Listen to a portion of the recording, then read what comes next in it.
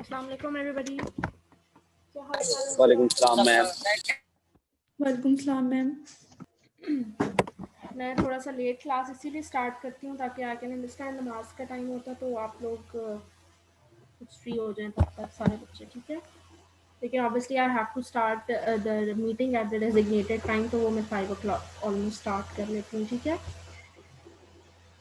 जी। क्या हाल है सबका, ठीक ठाक है? कैसी जा रही हैं क्लासेस?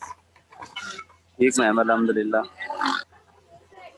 मैम ठीक जा रही हैं। ठीक। हाँ, काफ़ी अर्से बाद आप लोगों से आज हो रही है। लास्ट वीक जो थी I had to go somewhere, तो मैं क्लास ले नहीं सकी थी। खैर उसके लिए हम मेकअप लेक्चर रख लेंगे।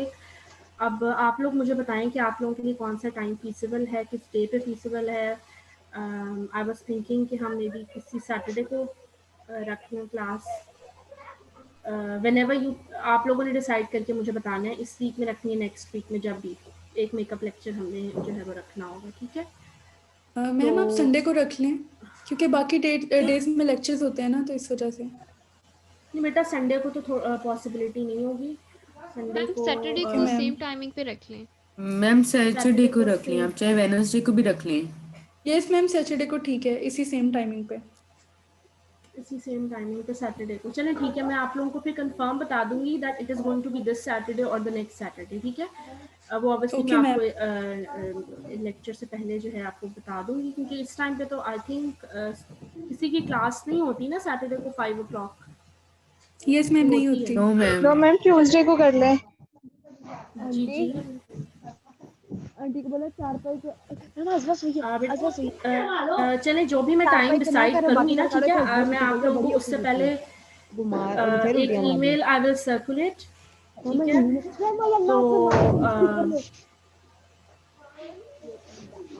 तो मेरी क्लास हो रही है। ठीक है, जब मैं टाइम बेटा सिलेक्ट कर लूँगी तो I will send you people an email. तो अगर किसी को कोई प्रॉब्लम हो, कोई इशू हो, तो आप लोग मुझे ईमेल में बता दीजिएगा। अदर देन दैट आप लोग अपना एक व्हाट्सएप ग्रुप, आई होप आप लोगों ने बना लिया होगा अब तक। उसमें जो है आप लोग सैटरडे को 5 o'clock का टाइम जो है वो सर्कुलेट कर दें एक दफ़ा। अगर किसी को कोई प्रॉब्लम या कोई उसका क्लैश वगैरह होगा तो फिर हम उसको देख लेंगे। वैसे तो मेकअप लेक्चर में यूजुअली कुछ परसेंटेज ऑफ स्टूडेंट्स ऐसे होते हैं जो कि नहीं ले पाते class because of this clashes, ठीक है। तो एनीवेज आज का हमारा जी लेक्चर नंबर 4 हमने करना है। अच्छा, दूसरा मैंने आप लोगों को ईमेल में WHO का करिकुलम आप लोगों के साथ शेयर किया था, ठीक है। वो करिकुलम आप लोग अगर लेक्चर बाय लेक्चर थोड़ा सा उसको पढ़ते रहेंगे तो it is going to be very beneficial for you, और ईजी भी होगा क्योंकि वो बहुत ज़्यादा लेंथी नहीं है, ठीक है। जैसे एक लेक्चर नंबर 4 है तो obviously I think 6 to 8 pages पे पूरा वो लेक्चर जो है उस पर पूरा फिनिश हो जाता है, ठीक है। उसी में से ऑब्वियसली मैंने आप लोगों की स्लाइड्स भी बनाई हैं, लेकिन इट इज़ नॉट पॉसिबल कि मैं सारा कंटेंट जो है वो आप लोगों को स्लाइड्स में उसको कर सकूं। तो आप लोगों ने आप लोग बुक पूछ रहे थे, तो बुक जो है वो बहुत ज़्यादा लेंथी है, तो इट्स बेटर कि आप लोग उसी करिकुलम को फॉलो करें जो WHO का मैंने आप लोगों को ईमेल किया था। और कोई चीज़ अगर आप लोगों को समझ नहीं आए उसमें से एक दफ़ा रेफर करें, एक दफ़ा मेरा लेक्चर देख लें, एक दफ़ा रिकॉर्डिंग चेक कर लें। अगर still if there is any ambiguity तो you people can email me, और कोई भी टाइम हम डिसाइड कर लेंगे वंस थोड़े से सर्कमस्टांसेस थोड़े से नॉर्मल होते हैं तो उसको हम देख लेंगे। ठीक हो गया, तो आज का लेक्चर हम स्टार्ट करते हैं। मेरी आवाज़ सबको क्लियर आ रही है? कोई आवाज़? जी मैम, आ रही है, यस मैम, क्लियर आ आ रही रही है है। मैम। चलिए ठीक है, मैंने म्यूट आप सबको इसलिए कर दिया बिकॉज फिर रिकॉर्डिंग आप लोगों को ही भेजनी होती है, तो बीच में काफ़ी ज़्यादा जो है वो डिस्टॉर्शन मैम होती जो है। आपने करिकुलम सेंड किए वो वाया मेल किए? हाँ जी, मैंने मेल किया था आप सबको। बट मुझे रिसीव नहीं हुआ। मैम हमें भी नहीं हुआ। रिसीव नहीं हुआ ऐसे मैंने आप लोगों को ना, नहीं आप लोग ना चेक, यस मैम, मैं नहीं आपको हुआ। बताती हूँ। जो लास्ट मैंने आपको लेक्चर भेजा है ना, उसी के अंदर 2 अटैचमेंट्स हैं। आप उन्हीं मेल्स में एक दफ़ा चेक कर लें। एक मेल में मैम ना 2 लेट मी चेक। अटैचमेंट्स होंगी, एक रिकॉर्डिंग होगी और साथ WHO का करिकुलम है। आप एक दफ़ा चेक कर लेना सब यस दोबारा, मैम है। क्योंकि मैंने एक ही मेल में वो 2-3 अटैचमेंट्स साथ इकट्ठी भेजी थी। ओके अगर नहीं मैम। किसी को मिला या हो सकता है मेरे से कोई मिस्टेक हो गई हो तो फिर मुझे बताइएगा, मैं मेल कर दीजिएगा, मैं आप लोगों को उसी वक्त भेज दूँगी। मैम ठीक हो गया? लेक्चर थर्ड के साथ आपने किए हैं हु पेशेंट सेफ्टी PDF जो है? आई थिंक लेक्चर 3 ही है वो। ओके मैम, है ठीक है, फिर। हाँ चलिए, वेरी नाइस। ठीक है, तो बेटा आज का हमारा जो लेक्चर है उसका आउटलाइन बेसिकली टुडे जो मेन आप लोगों का लेक्चर का वो आउटलाइन है, वो बेसिकली टीम वर्क है, ठीक है। दैट जब हम पेशेंट सेफ्टी की बात करें तो we always have to work as a team, ठीक है। ये हम पर्सनल अप्रोच और ये सारी भी हम देख चुके हैं पहले। तो आज बेसिकली हमें देखना है कि कौन कौन सी teams as a health care किसी भी ऑर्गेनाइजेशन में कौन कौन सी टीम्स जो हैं वो प्रेजेंट होती हैं, और एक इफेक्टिव टीम वर्क जो है वो किस तरह से पॉसिबल होता है, ठीक है। तो this is the whole outline of today's lecture. Why team work is essential, what is a team, types of team, stages of team development, characteristics of effective teams, effective communication techniques and how to resolve conflicts, ठीक है। सो start करते हैं। Why team work is essential, ठीक है। सबसे पहली बात ये कि टीम वर्क हमने करना क्यों है, हाउ, मतलब ये है कि एक पेशेंट और एक डॉक्टर का जो रिलेशन है, अगर एक पेशेंट टू डॉक्टर तक ही हम उसको रखते हैं और हम एज ए टीम वर्क उसको नहीं लेके चलते, एक मल्टी डिसिप्लिनरी अप्रोच नहीं करते, तो देयर आर ग्रेटर चांसेस कि हम जो है उस चीज़ को, उसमें हमारे पास एडवर्स इवेंट्स जो हैं वो इंक्रीज कर रहे हैं, ठीक है। So importance of effective teams में it is increasing due to the factors such as the increasing complexity and specialization of care, ठीक है। इसमें यह है कि पहले ज़मानों में यही होता था, शायद आप लोगों ने सुना ही होगा कि जी हकीम होते थे और नब्स पकड़ के दे यूज टू टेल कि जी ये पेशेंट को बीमारी है, और उसके हिसाब से they use to medicate the people, और लोग उससे ठीक भी हो जाते थे, ठीक है। बट अब ये है कि अवेयरनेस बहुत ज़्यादा है लोगों में, और नई नई बीमारियाँ आ रही हैं, और इंक्रीजिंग जो है हर तरह से जो केयर हो रही है वो उसमें कॉम्प्लेक्सिटी जो है वो इंक्रीज करी। So it is not possible कि एक सिंगल बंदा जो है वो उसको डील कर सके। It is only possible by team work कि हम उस चीज़ को जो एक हेल्थ केयर फैसिलिटी है उसको हम मॉनिटर कर सकें, ठीक है। सबसे पहली बात, देन इंक्रीजिंग कोमॉर्बिडिटीज़, ठीक है। इसमें ये होता है कि अब यूजुअली व्हेनेवर अगर आप लोग जैसे हॉस्पिटल रोटेशंस में जाते हो, आप लोग पेशेंट से हिस्ट्री लेते होगे, तो usually it is very common कि एक ही पेशेंट में हाइपरटेंशन भी है, वो डायबिटिक भी है, उसको हार्ट डिजीज़ भी है, और उसके साथ कोई स्किन का प्रॉब्लम है, या मे बी एस्थमेटिक है पेशेंट, ठीक है। तो एक सिंगल पेशेंट में बहुत ज़्यादा आपके पास जो है नंबर ऑफ डिजीज़ जो हैं वो आ जाती हैं। तो obviously when the number of disease increase, तो रिस्क फैक्टर जो है वो इंक्रीज कर जाते हैं। जैसे अगर हम कोविड-19 की बात करते हैं, तो ऑब्वियसली जो पेशेंट इम्यूनो कॉम्प्रोमाइज्ड है बिकॉज ऑफ बीइंग डायबिटिक, या फिर जो पेशेंट जो है उसको कोई सांस की प्रॉब्लम है, अस्थमा है, सीओपीडी है, तो obviously he or she is more prone to being in a serious condition by the effect of कोविड-19, ठीक है। तो एक सिंगल पर्सन में usually the number of risk factors जो हैं वो इंक्रीज करते हैं। यूजुअली बहुत ही कम आपके पास कोई ऐसा पेशेंट आएगा जो कि आपको कहेगा कि मुझे कोई बीमारी नहीं है, या कहेगा मुझे सिर्फ हाइपरटेंशन है। यूजुअली मल्टीपल जो है वो डिजीजेस एक पेशेंट जो है उससे अफेक्ट हुआ होता है। सो ऑब्वियसली जब आपके पास एक मल्टीपल जैसे फॉर एग्जांपल पेशेंट है, ठीक है, उसको he or she is complaining of shortness of breath, ठीक है, एंड ही इज़ हाइपरटेंसिव, ठीक है। तो वो डॉक्टर के पास जाएगा और डॉक्टर कहेगा कि नहीं, आपकी सारी हाइपरटेंसिव की मेडिकेशंस जो हैं they are up to date, और आपका ब्लड प्रेशर जो है वो नॉर्मल है, but I think maybe आपको कोई और प्रॉब्लम आ रही है, आप किसी पल्मोनोलॉजिस्ट को मिल लें, आप अपना चेस्ट एक्सरे करवा लें, ठीक है। तो obviously the disease lies somewhere else, that is why the patient is showing symptoms. तो उस वक्त फिर एक मल्टी डिसिप्लिनरी अप्रोच जो है उसको हमें मॉनिटर करना पड़ जाता है। इट इज़ नॉट पॉसिबल कि एक कार्डियोलॉजिस्ट के पास जाके या एक जनरल फिजिशियन के पास जाकर आप अपनी सारी बीमारियों की जो है वो मेडिकेशन या उसका जो भी ट्रीटमेंट प्लान है, आप किसी एक डॉक्टर के साथ उसको नहीं अप्रोच कर सकते, ठीक है। Next is increasing chronic diseases. Chronic diseases means diseases जो कि लॉन्ग टर्म से पेशेंट उसके साथ सफ़र कर रहा है, ठीक है। Hypertension is now days is very commonly seen in young mails about 35-36 की एज में जो है हाइपरटेंसिव हो जाते हैं या डायबिटिक हो जाते हैं बिकॉज ऑफ सीडेंटरी लाइफस्टाइल या जेनेटिक उसकी वजह से। तो क्रॉनिक डिजीज़ जितनी ज़्यादा क्रॉनिक होती है उतना ज़्यादा जो है वो आपके ओवरऑल बॉडी में इफेक्ट दे रही होती है। जैसे कि डायबिटिक पेशेंट है कोई from a very early age, तो उसके सारे ऑर्गन जो हैं वो डायबिटीज़ की वजह से दे आर गेटिंग अफेक्टेड, ठीक है। तो इट इज़ नॉट पॉसिबल कि वो सिर्फ एंडोक्राइनोलॉजिस्ट के पास जाकर अपनी शुगर कंट्रोल करके वो अपनी सारी चीज़ों को नॉर्मल रख सकता है। अगर डायबिटीज़ की वजह से उसकी किडनीज पे इफेक्ट आ रहा है तो he or she has to go to renal specialist के पास वो जाके अपनी ट्रीटमेंट करवाएगा. सो जितनी ज़्यादा क्रॉनिक डिजीज़ होती है उतनी ज़्यादा उसके इफेक्ट्स होंगे. And again the multidisciplinary approach के विदाउट आप उसका ट्रीटमेंट प्लान जो है वो नहीं मॉनिटर कर सकते. Next is global workforce shortages. That is again कि ओवरऑल जो है ग्लोबली इस चीज़ को देखा गया दैट द वर्क फोर्स जो है वो डिक्रीज़ कर रही है.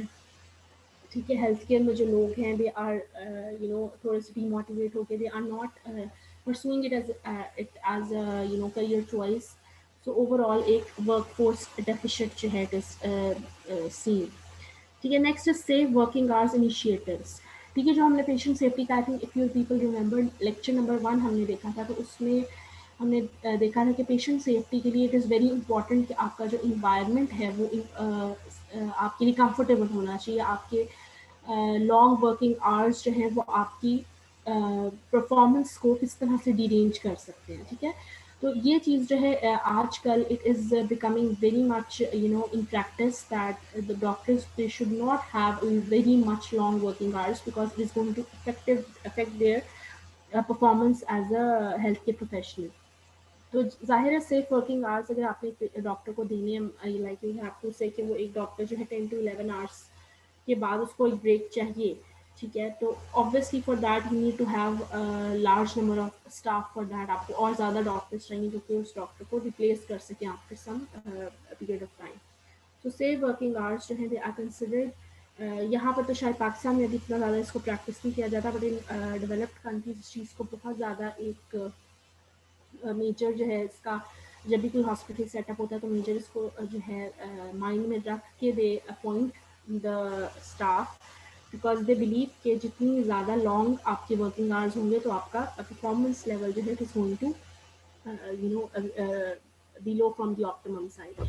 ठीक है, so these are the points जिसकी वजह से टीम वर्क जो है इट इज़ एसेंशियल एज अगर हम हेल्थ केयर प्रोफेशन की बात करें. Team work as a whole तो ऑब्वियसली हर फील्ड में ही it is important, but as a healthcare these are the 5 major points जिसकी वजह से effective teamwork जो है वो important है. ठीक है, again now coming to the knowledge requirements and the performance requirements. ठीक है, knowledge requirements में are the points जो कि आपको as a student you need to know. ठीक है, उसमें भी you should have a general understanding of the different types of teams in the healthcare, the characteristics of effective teams and the role of the patient in the team. ठीक है, ये चीज़ आपने अपने mind में रखनी है that the patient is also part of the team. ठीक है, पेशेंट को आप जब तक पेशेंट आपको बताएगा नहीं कि how he or she is feeling, आप उस चीज़ को, उसकी डिजीज़ को आप डायग्नोज नहीं कर सकते. ठीक है, सिर्फ आप पेशेंट की शक्ल देख या उसके सिम्टम साइंस देखकर आप नहीं डायग्नोज कर सकते. आपको जो है पेशेंट जब तक अपनी कंडीशन को प्रॉपरली, आपको प्रॉपर हिस्ट्री अगर पेशेंट नहीं दे रहा तो obviously you will not be able to give a proper diagnosis. ठीक है, तो पेशेंट जो है उसको आपने टीम का पार्ट बनाना है.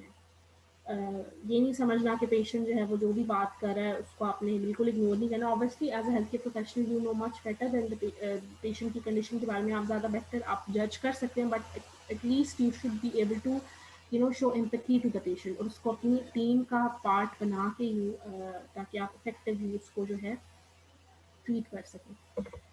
ठीक है, next coming the performance requirements. ठीक है, performance requirements again are the things that as a professional you must know how to do. ठीक है, जो चीज़ें आपने करनी है एज अ टीम वर्क में. Use the following team work principles to promote effective health care including mindful of how one's value and assumptions affect interaction with others. ठीक है, इसमें बेसिकली सारी वही चीज़ें आ जाती हैं जो यू कैन से कि एक सोशल और बिहेवियर पॉइंट ऑफ व्यू से आपकी इंपॉर्टेंट होती हैं. ठीक है, आपको पता होना चाहिए कि आप किसी के साथ अगर इंटरेक्ट कर रहे हैं, अगर फॉर एग्जांपल एक टीम में 5 to 6 पीपल हैं, obviously every person has his own personality, he or she has his own values. ठीक है, तो आपने उसकी वैल्यूज़ को रिस्पेक्ट करना है एंड यू शुड नो कि आपने उसके साथ किस तरह इंटरेक्ट करना है. If that one person has different value और सेकेंड पर्सन की किसी और तरीके से है तो आपका इंटरेक्शन जो है वो डिफरेंट होगा with the other 2 professionals. Mindful of the team members and how psychological factors affect team interactions. ठीक है, कि वही बात रिपीट है, aware of the impact of change on teams. ठीक है, ये बहुत इंपॉर्टेंट है। इसमें ये आ जाती है पॉइंट, जैसे फॉर एग्जांपल अगर टीम का कोई एक लीडर है तो उसको इस चीज़ को माइंड में रख के होना चाहिए दैट अगर कोई वो चेंज इम्प्लीमेंट कर रहा है ड्यूरिंग किसी भी टीम पे कोई चेंज इम्प्लीमेंट कर रहा है, तो he or she should understand that what impact that change is going to have on the whole team. उससे सिर्फ अपनी जो है माइंड को और अपने साइकोलॉजिकल उसको देखकर वो चेंज जो है इम्प्लीमेंट नहीं करना। अपनी पूरी टीम को कॉन्फिडेंस में लेकर उनकी आपने माइंड और उसका जो है व्यू जान कर then you have to make any sort of change. ये नहीं कि आपने कोई चेंज बस उसमें अपनी because you are the leader तो आप बस कोई चेंज इम्प्लीमेंट कर सकते हैं because you have the power. Because if आप वो चेंज इम्प्लीमेंट कर रहे हैं and if the majority of the team is not happy with that particular change, and obviously the teamwork will not be ideal. ठीक है, तो उसका जो रिजल्ट होगा वो 100% के बजाय you can say 40% हो जाएगा, 50% हो जाएगा। Include the patient in the team. ठीक है, as I said before, use communication techniques. ठीक है, ये communication techniques अभी हम आगे देखेंगे कौन कौन सी होती हैं। Resolve conflicts. Use mutual support techniques, change and observe behaviors. ठीक है, ये वही बातें आ जाती हैं more or less जो आप socially, morally, ethically as a team, जब आप अभी तो आप लोग students हो, when you people are in the professional field तो आप लोग understand करोगे कि आप लोग whenever you are in any setup, चाहे वो ये ज़रूरी नहीं कि आप health care setup की बात करें, किसी भी setup में आप काम कर रहे हैं तो ये इस तरह से mutual support और you should know how to resolve the conflicts. अगर कोई conflict हो गया तो आपने उसको ignore नहीं करना, आपने उसको resolve करना है ताकि टीम वर्क जो है वो effectively चलता रहे, उसमें कोई प्रॉब्लम क्रिएट ना हो। ठीक है, any confusion up till now? अभी तक किसी का कोई क्वेश्चन है तो प्लीज यू मे आस्क, हम आगे से स्टार्ट करते हैं। No question? Okay, so what is ठीक है। Okay, what is a team? Salas defines teams as a distinguishable set of two or more people who interact dynamically, interdependently, and adaptively towards a common and valued goal, objective, or mission, who have been each assigned specific roles or functions to perform, and who have a limited lifespan of membership. ठीक है, ये बहुत ही उसकी complex सी एक definition है। ठीक है, इसमें obviously बस इतनी सी बात है कि टीम जो है वो दो से ज़्यादा लोगों की कंप्राइज करेगी एंड मोर और less they have a common goal और ऑब्जेक्टिव। कोई भी जो उनका मिशन होगा वो कॉमन होगा and all of the people are suppose to work on that particular task या मिशन जो भी उनको दिया गया है। And each of the team member has a specific role assigned. ठीक है, जो कि उस टीम मेंबर को पता हो कि ये मेरा काम है। Because if you don't know कि आपका क्या टास्क है जो इस मिशन के लिए आपने करना है, then obviously it's going to be a mess and कोई भी काम जो है वो प्रॉपर्ली जो है आप उसको नहीं कर पाएंगे। ठीक है, now types of teams in health care में आपके पास ये सारी टीम्स आ जाती हैं। ठीक है, अब ये टाइप्स ऑफ टीम्स बहुत सारी होती हैं। इसमें आपकी एज ए स्पेशलिस्ट डिफरेंट होती है। कोई पल्मोनोलॉजिस्ट है, कार्डियोलॉजिस्ट की एक अलग टीम है, एनेस्थीसिया जो है उनकी एक अलग टीम है। जोग्राफिकल अप्रोच से बात करें तो मेडिसिन का वार्ड अलग है, सर्जिकल वार्ड अलग है, आई वार्ड अलग है। तो ये सारी चीज़ें एज ए टीम जो है चल रही होती है। इमरजेंसी रिस्पॉन्स टीम अलग होती है, या एक कार्डियक डिपार्टमेंट में सीपीआर की टीम जो है वो सेपरेट होती है, या पीडियाट्रिशियंस जो है उनकी टीम एक सेपरेट होती है, न्यूरोलॉजिस्ट की एक टीम सेपरेट होती है, रेडियोलॉजिस्ट की टीम सेपरेट होती है, लेबर एंड डिलीवरी यूनिट्स होते हैं, आईसीयूज की ऑब्वियसली टीम सेपरेट होगी, मल्टी डिसिप्लिनरी कैंसर टीम। ठीक है, मल्टी डिसिप्लिनरी कैंसर टीम में सब चीज़ें आपकी इंक्लूड हो जाती हैं डिपेंडिंग आपका कैंसर कौन सा है। फॉर एग्जांपल अगर लिवर कैंसर है तो आपका जो है उसके साथ साथ ऑन्कोलॉजिस्ट के साथ साथ आपके साइकोलॉजिस्ट होते हैं, आपके न्यूट्रिशनिस्ट होते हैं। And if the patient has any underlying condition जो कि उसको उसकी डिजीज़ को एग्रीवेट कर सकता है, तो उसके अकॉर्डिंगली वो स्पेशलिस्ट भी उस कैंसर टीम का पार्ट बन जाएगा। तो it is going to be a multi disciplinary cancer team इसको कहते हैं, जिसमें अगर फॉर एग्जांपल सर्जिकल रिसेक्शन किसी ट्यूमर की करनी है तो उसमें जनरल सर्जन जो है वो भी इन्वॉल्व होगा, ऑन्कोलॉजिस्ट भी इन्वॉल्व होगा, एनेस्थीसियोलॉजिस्ट भी इन्वॉल्व होगा, और उसके अलावा द पेशेंट इज़ डायबिटिक, तो उसमें एंडोक्राइनोलॉजिस्ट जो है वो इन्वॉल्व होगा। तो all of these things are going to make a multi disciplinary team. Then primary health care team, ठीक है, primary health care team again आपकी जो आ जाती हैं, जो कि आपके प्राइमरी हेल्थ केयर सिस्टम्स होते हैं, यू कैन से कि जिसमें आपके essential health care you can say कि आ जाती है, जिसमें आपकी एक्सेप्टेबल यू कैन से वो टेक्नोलॉजी आपने यूज़ करनी है जो कि as a whole of the society approach करिए, बेसिक नीड्स की जो है वो बात आ रही है। ठीक है, तो ये आपकी सारी टाइप्स ऑफ टीम्स हैं। इसके अलावा भी बहुत सारी हैं, इट्स नॉट कि ये हार्ड एंड फास्ट रूल ही है कि ये 4-5 टीम्स हैं, इसमें डिफरेंट आपकी हेल्थ केयर में टीम्स आ जाती हैं। एडमिनिस्ट्रेटिव टीम जो है वो सेपरेट होती है, आपकी जो मैनेजमेंट होती है पूरे हॉस्पिटल की। ठीक है, the team steps identify the following team types in the health care. ठीक है, ये सारी टीम्स हैं जो कि ये क्लासिफिकेशन है यू कैन से, जिसमें कोर टीम्स हैं, coordinating teams, contingency teams, ancillary services, support services and administration. ठीक है, कोर टीम्स वो टीम्स आ जाती हैं जो कि पेशेंट के साथ डायरेक्टली इन्वॉल्व होती हैं। एज अभी हम सिर्फ जो है ना उसकी बात कर रहे हैं, हेल्थ केयर की बात कर रहे हैं। ठीक है, बाकी जो है बिकॉज टीम वर्क तो हर फील्ड में होता है, लेकिन अभी अब फिलहाल we are talking only about the health care. ठीक है, तो उसमें core teams are those teams जो कि डायरेक्टली आपके पेशेंट की केयर कर रही हैं, जिसमें आपके फिजिशियंस आ जाते हैं। ठीक है, ऑब्वियसली एक जनरल फिजिशियन है या सर्जिकल है, जो भी सर्जन है, या नर्सेज आ जाती हैं, आपका जो पैरामेडिकल स्टाफ है, या फिजियोथेरेपिस्ट जो हैं, because they are directly involve in the care of the patient, so they are the part of the core team, जो कि पेशेंट की पूरी हिस्ट्री उनको पता होगी। ठीक है, और वो they are directly involve in the wellbeing of the patient. उनको पता है कि आज पेशेंट को कौन सी आज पेशेंट की क्या कंडीशन है, कल क्या थी, या when the patient appeared in the hospital तब उसकी क्या कंडीशन थी।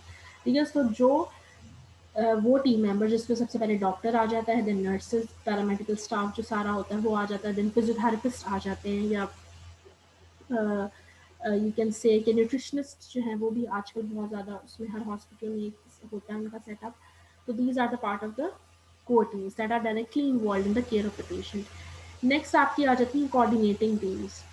ठीक है, कोऑर्डिनेटिंग टीम्स जिस तरह कोऑर्डिनेटर्स होते हैं, they are basically coordinating the day to day activities. You can say कि जो हॉस्पिटल के रिसोर्सेज होते हैं उनको उनकी मैनेजमेंट करना। ठीक है, कि हर बंदे को पता है कि उसकी ड्यूटी 8 से शाम 5 बजे तक है, तो कोऑर्डिनेटर्स की रिस्पॉन्सिबिलिटी है कि उन्होंने ड्यूटी रोस्टर बनाना है, यू कैन से इस तरह से कि डे टू डे जितनी भी एक्टिविटीज़ एक हॉस्पिटल में या किसी भी फैसिलिटी में हो रही है, हेल्थ केयर फैसिलिटी में, तो उसको उन्होंने किस तरह से इम्प्लीमेंट करना है, उसके लिए जो जो रिसोर्सेज रिक्वायर है उनको किस तरह से उन्होंने मैनेज करना है या प्रोवाइड करना है टू द हॉस्पिटल। ठीक है, नेक्स्ट आर कॉन्टीजेंसी टीम्स। ठीक है, contingency teams are those teams जो कि एक लिमिटेड टाइम स्पैन के लिए बनाई जाती हैं किसी भी इवेंट से पहले। फॉर एग्जांपल आप अपनी यूनिवर्सिटी की बात करें, तो यूनिवर्सिटी में कोई इवेंट हो रहा है, फॉर एग्जांपल आप लोगों की वेलकम पार्टी हो रही है। ठीक है, तो वेलकम पार्टी के लिए आप लोगों की 10 से 12 लोगों की एक टीम बन गई है कि आप लोगों ने जो है पूरा फंक्शन जो है वो अरेंज करना है। पहले ये टीम बनाई नहीं गई थी, but specifically for that particular event ये टीम जो है बनाई जाएगी और it will be till that event occurs. ठीक है, for a limited time span. तो कॉन्टीजेंसी टीम फॉर एग्जांपल अगर हम हेल्थ के प्रोफेशनल्स की तरह बात करें, तो फॉर एग्जांपल अगर कोई ट्रेनिंग आ रही है या कोई वर्कशॉप आ रही है, तो उस वर्कशॉप को सारा मैनेज करना, उसके टीम मेंबर्स को करना, उसका पूरा जो एक डे टू डे वर्कशॉप होनी है उसको किस तरह से लेकर चलना है, that is all part of the contingency teams, जो कि एक लिमिटेड टाइम स्पैन के लिए कंप्राइज करेंगी। नेक्स्ट आ दी एंसिलरी सर्विसेज। ठीक है, एंसिलरी सर्विसेज में आपकी सारी ये डोमेस्टिक हेल्प आ जाती है। ठीक है, जो डोमेस्टिक स्टाफ है, आपके क्लीनर्स हैं, स्वीपर्स वगैरह, ये सारे आपके एंसिलरी सर्विसेज में आ जाते हैं। ऑब्वियसली आप अपनी यूनिवर्सिटी में देखें तो गार्डनर्स होते हैं उनकी एक अलग होती है, जो स्वीपर्स होते हैं उनकी अलग होती है, ऑफिस बॉयज़ होते हैं वो अलग। तो ये सारे as a they are working as a team. ठीक है, हर गार्डनर को पता है कि उसने इस एरिया को जो है उसके अंडर है, दूसरा एरिया दूसरे गार्डनर के अंडर है, या ऑफिस बॉयज जो हैं उनको हर एक को अपनी अपनी टास्क जो है वो पता होता है। So the ancillary services are all the domestic and the domestic staff of any organisation. ठीक है। Next are the support services. ठीक है, सपोर्ट सर्विसेज में they are all those services जो कि इनडायरेक्टली पेशेंट को हेल्प आउट कर रही होती हैं। लाइक यू कैन से कि they are those services that are providing a very welcoming environment to the patient. Like you can say कि हर hospital के साथ एक फार्मेसी होती है, एक लैब होती है, या एक न्यूट्रिशनिस्ट बैठा हुआ होता है। ठीक है, तो ये सारी सपोर्ट सर्विसेज हैं। ठीक है, अगर हॉस्पिटल के साथ एक लैब नहीं होगी तो हॉस्पिटल चल ज़रूर जाएगा, ब्लड सैंपल कहीं और चले जाएंगे, बट अगर हॉस्पिटल के साथ एक लैब बायोकेमिस्ट्री लैब जो है वो प्रेजेंट है तो that is part of the support services. ठीक है, कि पेशेंट को इनडायरेक्टली आप केयर प्रोवाइड कर रहे हो by the help of biochemistry lab, pathology lab, या फिर अगर कोई न्यूट्रिशनिस्ट आपने जो है वो अपॉइंट किया हुआ है स्पेशली फॉर सच पेशेंट्स जो कि पोस्ट ऑप हैं और उनकी न्यूट्रिशन आपने वैल्यूज़ जो है वो मॉनिटर करनी है, तो ये सारी आपकी सपोर्ट सर्विसेज आ जाती हैं। ठीक है, किसी भी हॉस्पिटल की आप अगर कभी वेबसाइट खोलें तो उसमें सारे उसके डिपार्टमेंट्स लिखे होते हैं और साथ सपोर्ट सर्विसेज लिखी होती है। ठीक है, तो सपोर्ट सर्विसेज में फार्मेसी आ गई, पैथोलॉजी लैब आ गई आपके, या हमारे यहाँ तो नहीं होता लेकिन यूजुअली डेवलप्ड कंट्रीज़ में म्यूज़िक थेरेपी होती है कि कोई पेशेंट्स जो हैं इफ़ फॉर एग्जांपल एंजाइटी के पेशेंट्स हैं, या अगर हॉस्पिटल में आके दे आर फीलिंग एंजाइटी तो उनके लिए म्यूज़िक थेरेपी अरेंज की जाती है which helps them to soothe their nerves और उनको जो है कामिंग और सूदिंग इफेक्ट देने के लिए। ठीक है, so these are the support services जो कि ऑब्वियसली पेशेंट का हाइपरटेंशन तो नहीं कंट्रोल करेंगी, वो तो हाइपरटेंशन की मेडिसिन ही उन्होंने देनी है, लेकिन सपोर्ट सर्विसेज से जो ओवरऑल पेशेंट को एक काम, एक केयरिंग और एक हेल्दी इन्वायरमेंट जो है वो प्रोवाइड करनी है। ठीक है, नेक्स्ट आपकी एडमिनिस्ट्रेशन आ जाती है which is basically the executive leadership of your organisation, जिसमें आपकी सारी हॉस्पिटल की मैनेजमेंट है। ठीक है, जिसमें जो आपके हॉस्पिटल के डॉक्टर्स भी इसमें यूजुअली होते हैं जो कि पूरे हॉस्पिटल का सेटअप जो है उसको मैनेज कर रहे होते हैं एडमिनिस्ट्रेशन पॉइंट ऑफ व्यू से, सारी हायरिंग भी इनके अंडर है और ये सब। ठीक हो गया। So these are the types of teams जो कि क्लासिफाइड हैं according to steps, core, coordinating, contingency. ठीक है, आपको उनके नाम और ऑब्वियसली इनके आगे आपको थोड़ी बहुत डिटेल पता होनी चाहिए। जो मैंने करिकुलम भेजा उसमें ये सारा कुछ डिटेल से पढ़ा हुआ है, अगर आप लोग if you people want to read further about it. ठीक है, now how the teams improve the patient care. ठीक है, टीम वर्क हमने बना दी, लेकिन पेशेंट का उससे क्या फ़ायदा हो रहा है। ठीक है, पेशेंट का मतलब अगर एक मल्टी डिसिप्लिनरी अप्रोच हो गई है तो वो तो शायद एक डॉक्टर भी कर सकता है, पेशेंट को उससे क्या फ़ायदा हो रहा है कि हमने टीम वर्क बना दी, हमारा काम थोड़ा सा कम हो गया, लेकिन how are we basically helping out the patient. ठीक है, तो टीम्स जो हैं they improve the care at the level of the organisation, the patient, उसके outcomes and safety, the team as a whole and the individual team member. ठीक है, अब organisation को हम किस तरह से हेल्प आउट कर रहे हैं। ठीक है, अगर एक एज अ टीम पूरी काम हो रहा है तो उसमें ये होगा ऑब्वियसली आपके वर्किंग आवर्स या आपका जो टाइम है वो डिक्रीज होगा, आपकी कॉस्ट डिक्रीज हो जाएगी। एज अ ऑर्गेनाइजेशन तो यही आपने देखना है ना कि आपका अगर टाइम आपका जो है वर्किंग आवर्स कम हो रहे हैं या एज अ टीम अब आप काम कर रहे हैं तो आपका कॉस्ट जो है वो it is going to be less because your working hours are less. ठीक है, उसके अलावा पेशेंट पे क्या होगा कि पेशेंट की सेटिस्फेक्शन जो है वो ज़्यादा इंक्रीज़ हो जाएगी। ठीक है, मेडिकल एरर्स जो हैं वो कम होना स्टार्ट हो जाएंगे बिकॉज आप एक एज ए टीम काम करें, अगर गलती किसी एक से फॉर एग्जांपल होने लगती है then there are other multiple people कि वो उसको उस टाइम जो है they can prevent that medical error from occurring because कहते हैं ना 1 और 1 11 होते हैं। सो दैट इज़ बिकॉज कि आप अगर कोई गलती मेडिकल एरर या कोई एडवर्स इवेंट होने भी लगा है तो there are multiple other people who can monitor that particular incident और उसको जो है हम प्रिवेंट कर सकते हैं। सो ओवरऑल जनरली पेशेंट की सेटिस्फैक्शन जो है वो इंक्रीज़ कर जाती है। ठीक है, हॉस्पिटल में पेशेंट आता ही इसलिए है, अगर कोई फॉर एग्जांपल हॉस्पिटल में पोस्ट ऑप रह रहा है तो ऑब्वियसली वो इसीलिए रह रहा है बिकॉज ही नोज के यहाँ पर मुझे फिजियोथेरेपिस्ट की फैसिलिटी भी अवेलेबल है, मुझे जनरल फिजिशियन की फैसिलिटी भी अवेलेबल है, या अगर मुझे कुछ स्टमक का इशू आ गया तो मेरे पास गैस्ट्रोएंटरोलॉजिस्ट की भी फैसिलिटी अवेलेबल है। सारे डॉक्टर्स जो हैं वो उस टाइम उस पेशेंट को जो है दे कैन मॉनिटर। ठीक है, the team as a whole obviously level आपका इम्प्रूव हो रही है कि उसमें बिकॉज एज अ टीम अगर आप काम करेंगे तो आपका वर्कलोड जो है it is going to get आपका वर्कलोड कम हो जाएगा और as a individual team member आपकी जॉब सेटिस्फेक्शन जो है वो इंक्रीज मेरे कर जाएगी, ख्याल विच इज़ से वेरी हमें इंपॉर्टेंट। ज्यादा दूर नहीं जाना चाहिए, मैथ्स पे चले जाना चाहिए। ठीक है, तो एज अ होल अगर यहाँ से आपकी, देखते हैं जो भी होगी। बेटा प्लीज अपना माइक म्यूट कर लें। आयशा नासिर, आप डिस्टर्ब कर रही हैं सारी क्लास को। ठीक है, तो एज अ होल आपका जो है इंडिविजुअल टीम मेंबर भी आपकी, बिकॉज आपकी जॉब सेटिस्फेक्शन जो है वो इंक्रीज कर रही है। जॉब सेटिस्फेक्शन आपकी क्यों इंक्रीज कर रही है? बिकॉज आप अच्छा काम कर रहे हैं। ठीक है, आपको पता है कि कोई मेडिकल एरर नहीं हो रहा, patients are happy with the overall environment और पेशेंट्स जो है वो अच्छा डील हो रहे हैं, तो आपकी जॉब सेटिस्फैक्शन इंक्रीज होगी। Once your job satisfaction is there तो आपका और दिल करेगा, you will be more motivated to work and excel in that particular field. ठीक है, any questions up till now? कोई क्वेश्चन है तो please you may ask anyone. No, ma'am. कुछ समझ भी आ मैम रहा ये है कि बस पेशेंट आउटकम एंड सेफ्टी बता दें। क्या बता दूं? ये patient, patient outcome and safety.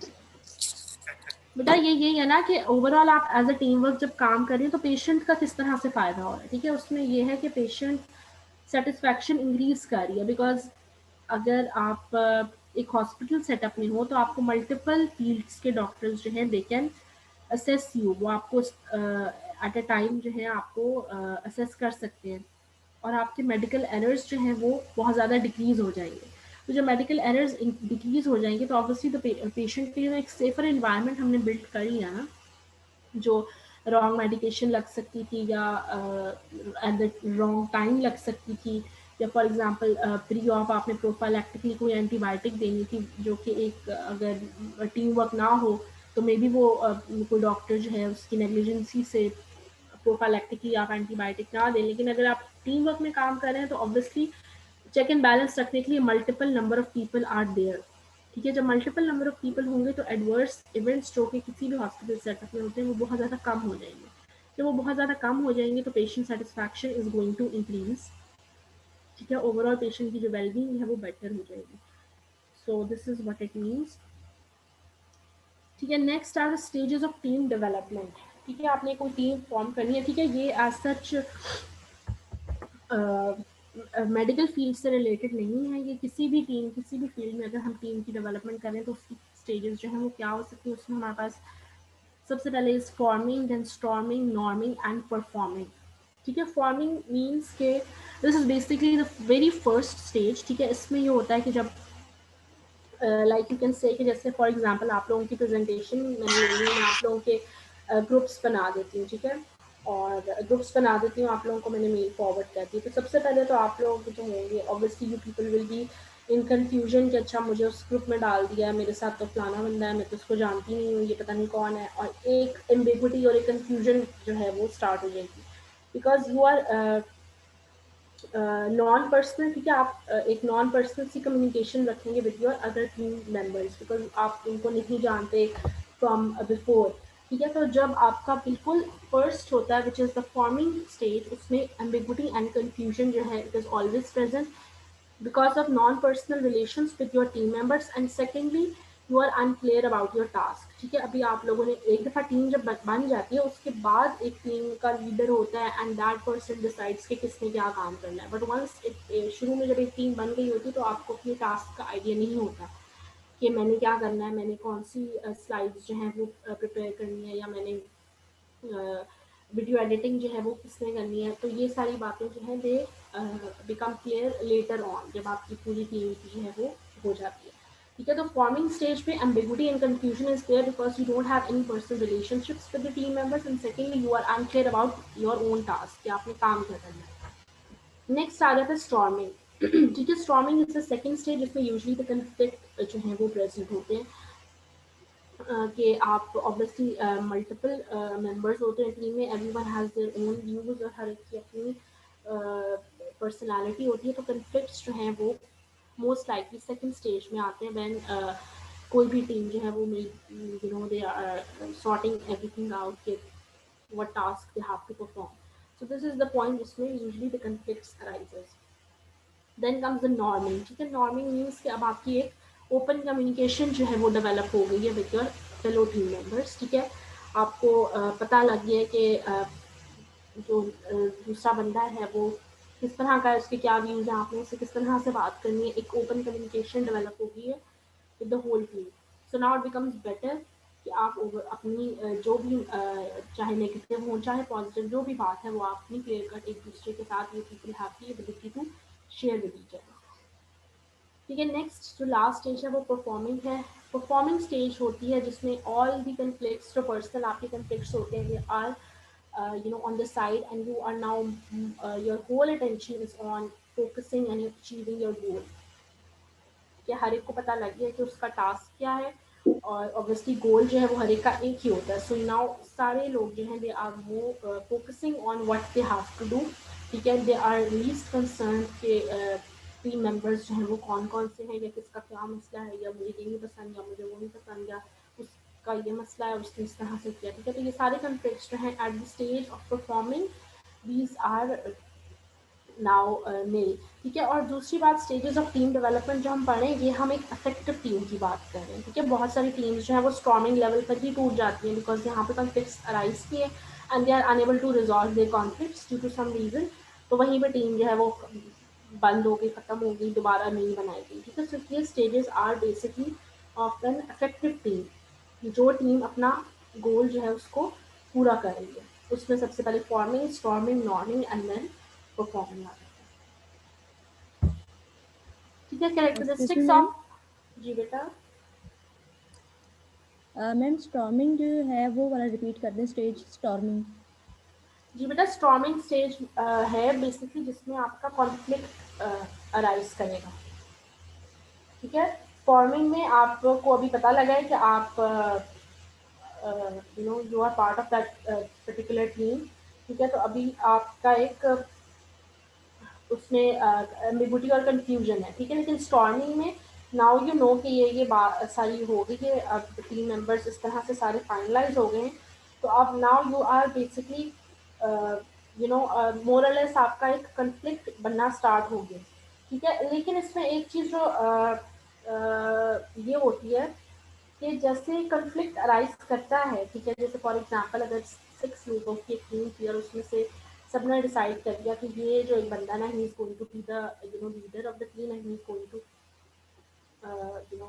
Manage all of that, ठीक है। तो बाकी जो 4 या 5 रह जाएंगे उसमें से कोई एक आधा होगा, वो कहेगा कि वो इसको क्यों लीडर बना दिया, why is he the leader, I can be the one, या other person can be the leader as well, ठीक है। तो उसमें यह है कि आपकी कम्युनिकेशन स्टार्ट हो गई है, but the conflict, this is the time when the conflict can arise, ठीक है। स्टॉर्मिंग आप उसको कहेंगे, ठीक है। बिकॉज अब कॉन्फ्लिक्ट तब होता है when you are starting to trust each other, ठीक है। आप थोड़ा बहुत जो है you are starting to comprehend कि अच्छा अब ये टीम बन गई है, मैंने इसके साथ काम करना है, ठीक है। तो अब आप उस पर वर्कआउट करना शुरू कर रहे हैं, बट किसी भी पॉइंट पर आपका कॉन्फ्लिक्ट जो है वो स्टार्ट हो जाएगा। तो when there is conflict that means कि आपकी second stage of team development which is forming जो है वो स्टार्ट हो गई है, ठीक हो गया।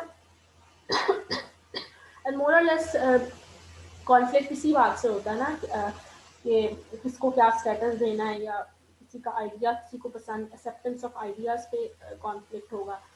फॉर एग्जांपल आप लोग अपनी अगर एग्जांपल लें तो जैसे फॉर एग्जांपल कोई वीडियो प्रेजेंटेशन देनी है, तो कोई बंदा कह रहा है कि नहीं हम लाइव देंगे, कोई कहेगा नहीं हमने तो रिकॉर्ड करके देंगे, कोई कह रहा नहीं हम शाम को रिकॉर्ड कर लेंगे इस टाइम पे because that time is suitable for me, but the other person is saying कि नहीं that time is not suitable for me, I can do it in the morning only, ठीक है। तो ये सारी चीज़ें जो हैं एक्सेप्टेंस ऑफ आइडियाज़ जो हैं they are part of the storming.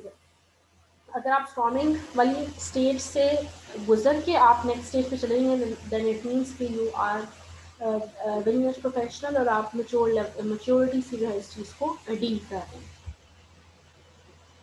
ठीक हो गया। So next are the characteristics of successful teams, ठीक है। इसमें कोई इतनी खास बात नहीं है, कॉमन पर्पस है which is obviously measurable goals, effective leadership and conflict resolution, good communication, good cohesion and mutual respect, ठीक है। कोहेशन मीन्स यूनिटी, के टीम में यूनिटी, एक टुगेदरनेस जो है वो होनी चाहिए, situation monitoring, self monitoring and flexibility, ठीक है। ये नहीं कि सारे जो हैं वो अपनी जगह पे अड़े हुए हैं, they are not ready to make any sort of changes in their जो भी उनके व्यूज हैं, फ्लेक्सिबिलिटी जो है वो हर टीम मेंबर में प्रेजेंट होनी चाहिए. The team wants to work effectively.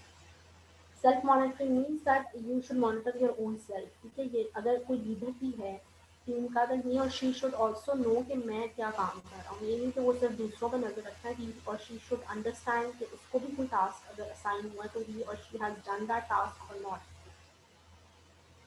ठीक है, good communication, measurable goals, common purpose. ठीक है, ये बाकी सिंपल बातें हैं जो कि. Next is effective leadership. ठीक है, इफेक्टिव लीडरशिप जो है वो बहुत इंपॉर्टेंट है किसी भी टीम में. ऑब्वियसली अगर 4-5 लोगों की टीम है या फॉर एग्जांपल 10 to 12 लोगों की टीम है, कोई उनका लीडर नहीं है तो कोई किसी की बात सुनेगा नहीं. Everyone is going to be their own leader and ultimately it's going to be a chaos because कोई डेडलाइन नहीं होगी, कोई एक ऊपर सुपीरियर पर्सन नहीं होगा जो कि सबको मॉनिटर कर रहा हो.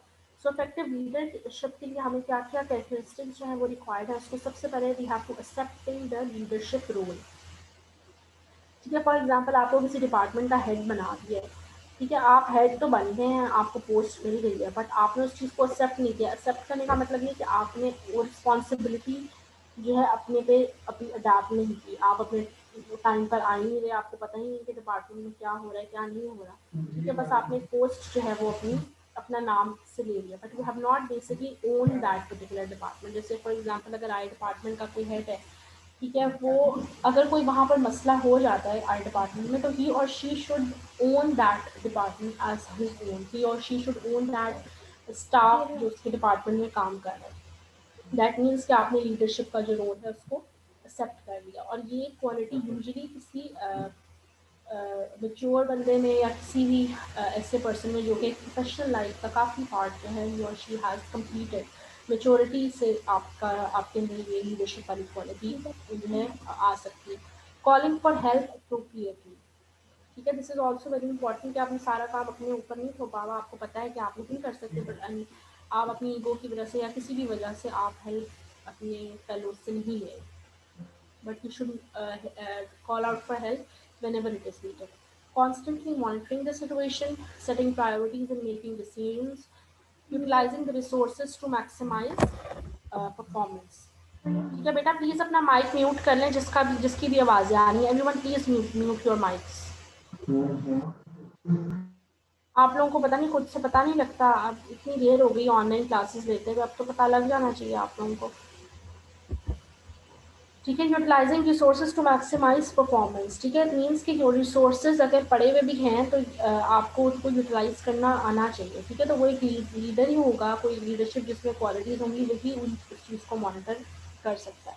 Resolving team conflicts is very important. Balancing the workload with in a team. ठीक है, दिस इज़ वेरी इंपॉर्टेंट, जो कि यूजली ओवरलुक किया जाता है. जो एक बंदा काम कर रहा है बस उसी पे सब काम जो है वो जो रिस्पॉन्सिबल होता है उस पर वर्कलोड जो है डाल दिया जाता है. People who are less responsible या थोड़े से केयरलेस होते हैं उनको वर्कलोड नहीं दिया जाता कि काम की खराब ना हो जाए. ठीक है, तो वर्कलोड जो है should be balanced with in a team. Delegating tasks or assignments, conducting briefs, huddles and debriefs, empowering the team members to speak freely and ask questions, organize improvement activities and training for the team, inspire followers and maintain a positive group culture. ठीक है, leadership effective तभी होती है जब आपके अंदर leadership quality इस तरह से हो that you are able to आपकी जो टीम है वो सक्सेसफुल टीम की तरह जो है रहे. ठीक है, उसमें कम्युनिकेशन अच्छी हो. ठीक है, ये नहीं कि अगर आप हेड बन गए हैं तो आपको लगे कि बस अब जो मेरी टीम है उसका मेरे से कम्युनिकेशन जो है वो बिल्कुल नहीं होना चाहिए because I am the head and they are bound to obey my orders. You have to listen to your team members as well. ठीक है, उनके ओपिनियन भी आपने लेने हैं because once you listen to them they will listen to you as well. ठीक है, फिर आपने जो उनको टास्क देना है, कोई असाइनमेंट देनी है, जो भी काम आपने उनको देना है, they will happily try to do that. ठीक है, नेक्स्ट आ जाते हैं जी कम्युनिकेशन टेक्निक्स. ठीक है, this is a very important topic. ठीक है, कम्युनिकेशन टेक्निक्स में हमारे पास ये 4 टेक्निक्स हैं. SBAR टेक्निक है, call out technique, check back technique and hand over और हैंड ऑफ टेक्निक. ठीक है, SBAR means situation background assessment and recommendation. ठीक है, इसमें ये होता है कि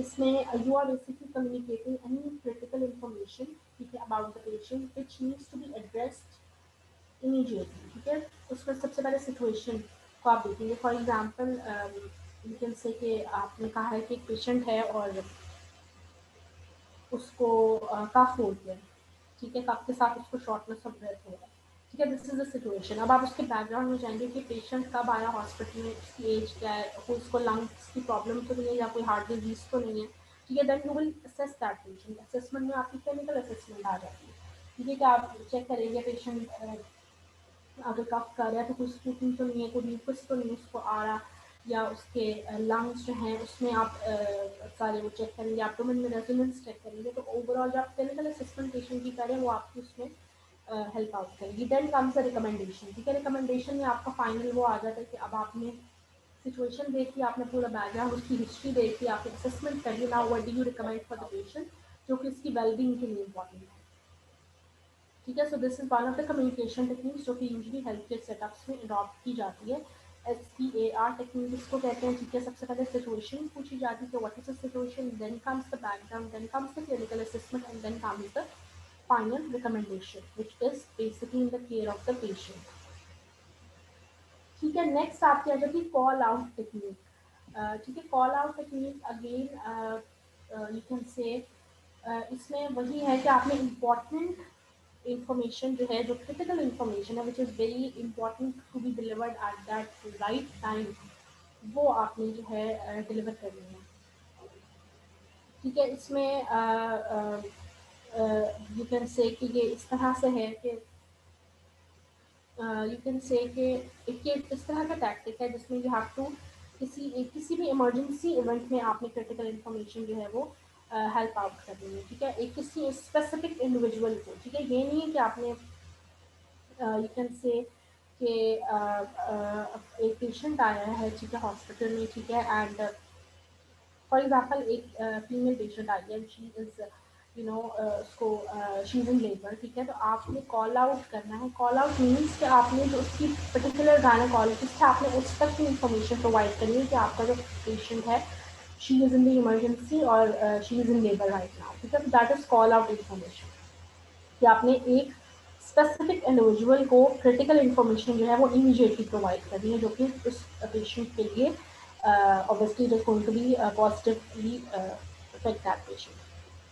ठीक है, नेक्स्ट आ जाता है चेक बैक। ठीक है, चेक बैक में होता है कि आपने एक इंफॉर्मेशन किसी को भी प्रोवाइड कर दी, ना ये कोई भी सी की वो इंफॉर्मेशन उससे सही परसीव की है कि नहीं। फॉर एग्जांपल अगर एक डॉक्टर ने किसी नर्स को कहा कि आपने ये वाला इंजेक्शन सुबह 6 बजे लगाना है, ठीक है, तो नर्स आगे से कहेगी वो फॉर एग्जांपल अगर यू कैन से कि लासिक्स का इंजेक्शन आपने पेशेंट को 1 आवर के बाद रिपीट करना है, ठीक है, तो the nurse is going to repeat that you mean I have to repeat the same injection after 1 hour, या लासिक्स का इंजेक्शन मैंने 1 आवर बाद लगाना है। तो आपने बेसिकली उस चीज़ को परसीव किस तरह से किया, डॉक्टर ने नर्स को बताया, the nurse is going to repeat and confirm कि डॉक्टर ने यही कहा है कि नहीं कहा। So that means check back, आप चेक बैक करें कि कम्युनिकेट आपकी बात जो है वो प्रॉपर्ली हो गई है डॉक्टर को कि नहीं, या नर्स को।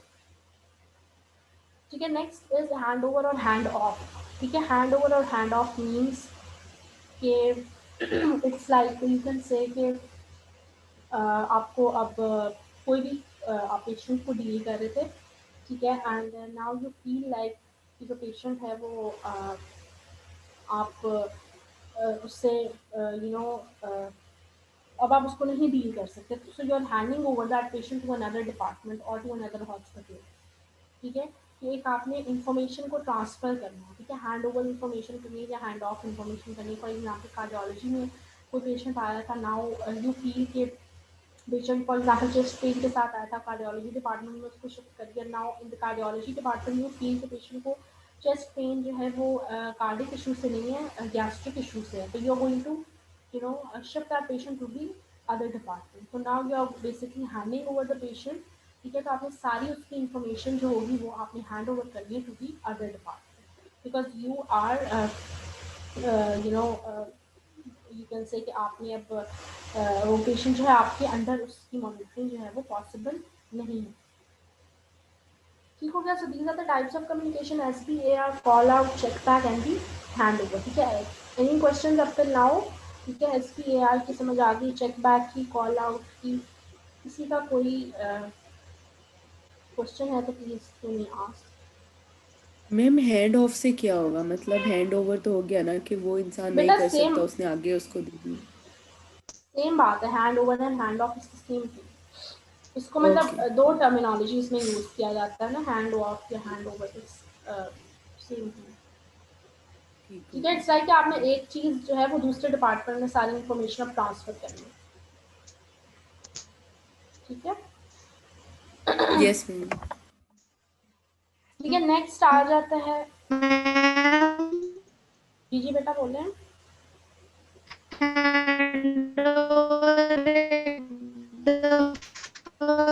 बेटा आपकी आवाज क्लियर नहीं आ रही. आई थिंक जो मुझे समझ आई है वो आपने हैंड ओवर का ही पूछा. ठीक है. हैंड ओवर मीन्स कि अब आपने जो है पेशेंट की सारी इंफॉर्मेशन जो है नेक्स्ट डिपार्टमेंट में आपने सारा उसका डाटा ट्रांसफर करना है. बिकॉज पेशेंट जो है वो अब आपकी फील्ड ऑफ एक्सपर्टीज में नहीं है. या फॉर एग्जांपल अगर कोई पेशेंट ब्रेन हैमरेज के साथ आ गया है और आपके पास अच्छा न्यूरोलॉजिस्ट या फॉर एग्जांपल आपका CT स्कैन मशीन अवेलेबल नहीं है, तो आप ऑब्वियसली पेशेंट को किसी ऐसे हॉस्पिटल में रेफर करेंगे जहाँ पर CT स्कैन या MRI की फैसिलिटी अवेलेबल होगी, वहाँ पे एक अच्छे न्यूरोलॉजिस्ट की टीम प्रेजेंट होगी. So you are basically handing over the patient to its respective department. ठीक है. तो हैंड ओवर का ये मतलब होता है कि अगर एक काम आपसे नहीं हो रहा या आपकी फील्ड से नहीं है, तो आप उसको किसी दूसरे डिपार्टमेंट में या किसी दूसरे हॉस्पिटल में उसको हैंड ओवर कर दें या हैंड ऑफ कर दें. ठीक है. Same thing. ठीक है. नेक्स्ट आपके पास आ रहा था रिजॉल्विंग डिसएग्रीमेंट एंड कॉन्फ्लिक्ट. ठीक है. किसी टीम में अगर डिसएग्रीमेंट हो गया या कोई कॉन्फ्लिक्ट हो गया तो आपने उसको किस तरह से जो है वो रिजॉल्व करना है. ठीक है. इसमें सबसे पहले आ रहा था हमारे पास two challenge rule, then CUS and then DES. ठीक है. टू चैलेंज रूल में बेसिकली होता है कि आपने अपनी जो भी आपका मसला है या जो भी कॉन्फ्लिक्ट है उसको आपने एटलीस्ट 2 टाइम्स रिपीट करना है ताकि सब सुन लें, उसको सबको पता लग जाए. ठीक है. अगर फॉर एग्जांपल एक नर्स और एक डॉक्टर हैं और एक पूरी टीम में सर्जरी कर रही है और नर्स को फील हुआ है कि डॉक्टर ने गलत कोई टूल उठा लिया है या मे बी एनेस्थीसिया जो है वो या पेशेंट का ब्लड प्रेशर ड्रॉप कर ले, अगर नर्स ने एक दफ़ा देख लिया तो उसको चाहिए कि वो फ़ौरन से उस चीज़ को सेकंड टाइम जो है रिपीट करे. एक दफ़ा अगर उसको लग रहा है कि किसी ने नहीं सुनी उसकी कंसर्न को, then she should repeat it again. That is why it is known as the two challenge rule, because you are repeating the same thing twice. ठीक हो गया. तो इसमें बेसिकली आपने एक assertive voice के साथ you have to you know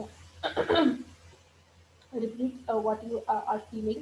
ठीक है. इसमें कोई भी चीज़ हो सकती है. फॉर एग्जांपल अगर किसी भी टीम मेंबर की कोई भी behaviour which you feel is inappropriate और it is going to create harm for the patient or create a medical error, so you need to apply the two challenge rule and assertively you need to voice out your concern. If once it is not heard, then you need to repeat it again. So this is why this is known as the uh, uh, to channel Zoom. ठीक है. ये आपका जो है उसमें बहुत ज़्यादा use होता है एविएशन में. ठीक है. कि एक क्रू मेंबर जो है वो ऑटोमेटिकली दूसरे की ड्यूटी जो है वो एज्यूम कर लेता है if he or she feels के नेक्स्ट क्रू मेंबर ने उस काम को प्रॉपरली रिस्पॉन्ड नहीं किया उसके साथ या उसने वो नहीं किया, तो वो ऑटोमेटिकली उस चीज़ को खुद से अपने कंसर्न से जो है वो उसको शो करेगा.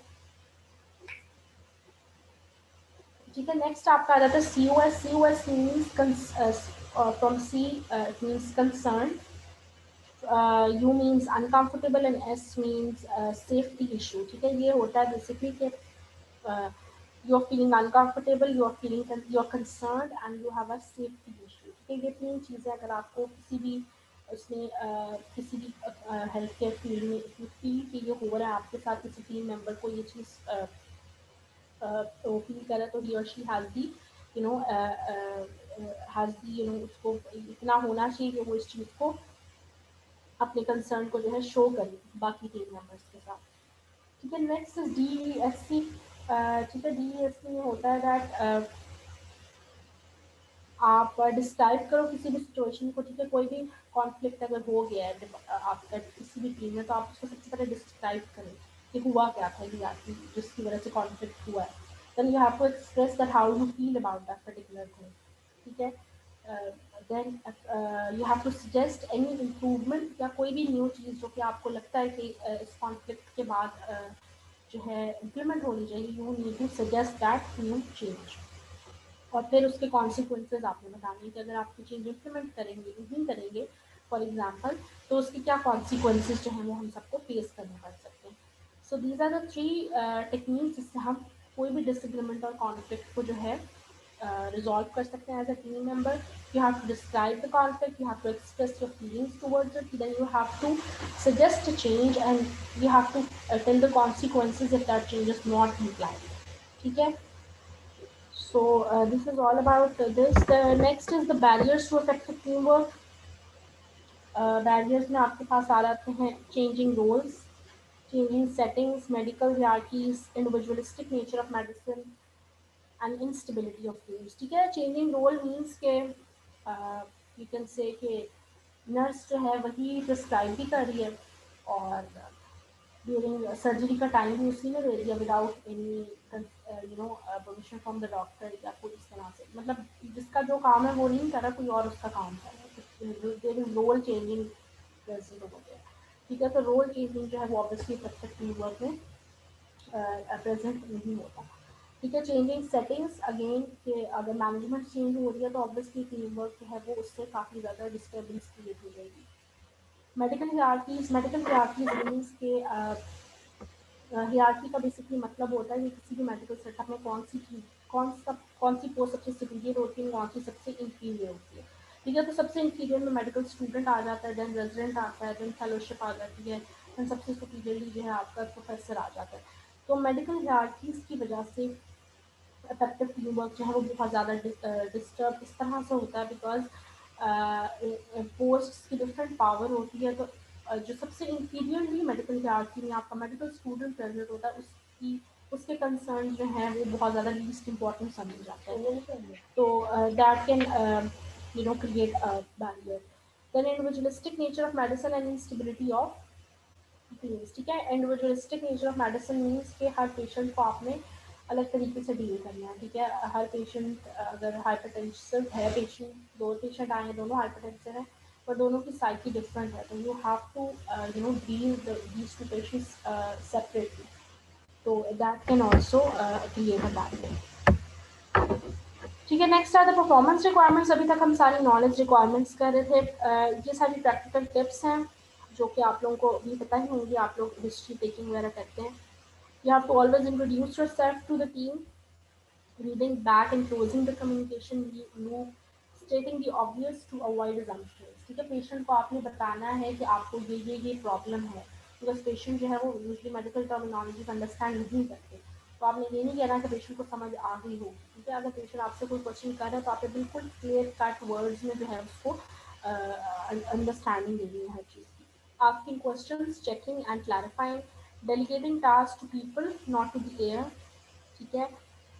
यू मीन्स के फॉर एग्जांपल अगर एक टीम में आप सब खड़े हुए हैं तो अगर किसी ने कुछ कहा है कि फॉर एग्जांपल नोट्स लिखें, तो आपने किसी स्पेसिफिक बंदे का नाम लेकर कहना है कि प्लीज़ आप नोट्स लिख लें, या प्लीज़ आप पेशेंट से हिस्ट्री लें, या प्लीज़ आप पेशेंट के अटेंडेंट को कॉल करें, ठीक है। बिकॉज आपने किसी पर्टिकुलर बंदे से को जो है ना टास्क असाइन करना है।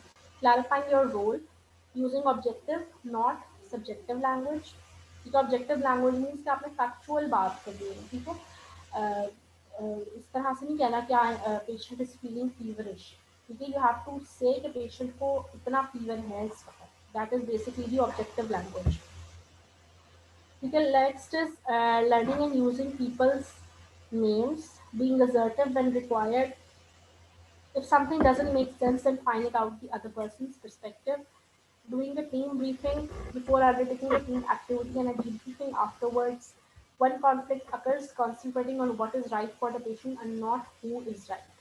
ठीक है। तो again is कि अगर आप as a team काम करें, then you should know the names of all of your team members, and you should try to use them while you're assigning tasks to your team members. ठीक है?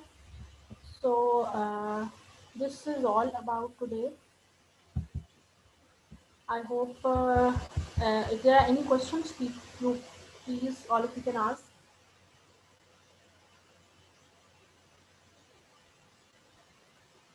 No, ma'am.